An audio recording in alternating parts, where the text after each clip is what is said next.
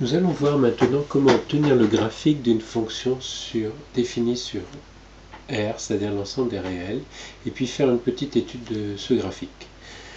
Et ceci à l'aide du logiciel GeoGebra. Alors par exemple, représentons graphiquement la fonction f définie par f de x égale x3 moins 6x. Le logiciel GeoGebra. Dans un premier temps, on peut effectivement afficher la grille, puis saisir la fonction que l'on veut étudier, à savoir ici f de x égale x puissance, donc accent circonflexe 3, moins 6x, et faire entrer pour afficher cette fonction. Alors pour améliorer un petit peu la lecture de ce graphique et mettre en évidence les choses qui nous intéressent, on va modifier avec l'outil déplacer, donc centrer l'origine des axes, et puis modifier l'échelle sur chacun des deux axes pour voir un peu plus clair. Alors on peut faire apparaître les solutions de l'équation f de x égale 0, à savoir donc les points d'intersection, les abscisses des points d'intersection de la courbe avec l'axe des abscisses. Donc pour ce faire, on va choisir l'outil point intersection, donc de la courbe de la fonction f avec l'axe des abscisses. Il apparaît donc 3 points A, B et C. Donc les solutions de notre équation sont moins 2,45, 0 et 2,45. Une autre chose qui peut être étudiée, c'est d'inspecter cette courbe-là. Inspecteur de fonction. Et puis, donc, on fait apparaître donc, les points à vue.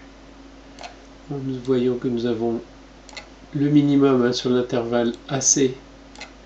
Donc le minimum approximatif, on va affiner en faisant apparaître la tangente. Donc quand la tangente est horizontale, nous avons bien un minimum local ici, donc qui est d'environ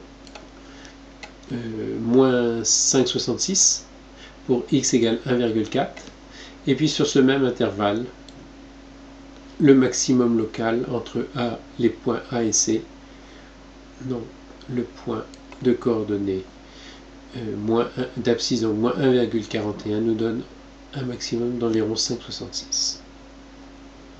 Donc, en résumé, nous allons donc noter ceci dans le texte. Donc, les solutions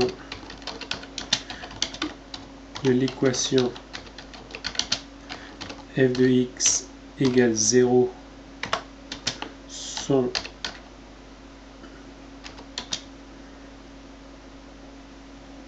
moins 2,45, 0 et 2,45, c'est-à-dire les abscisses des points A, B et C. Et d'autre part, le maximum local donc entre les points A et C est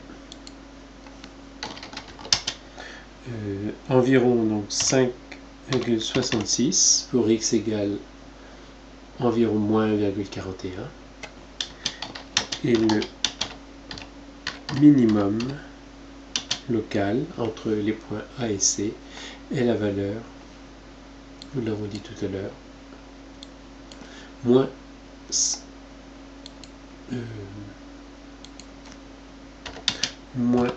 5,66.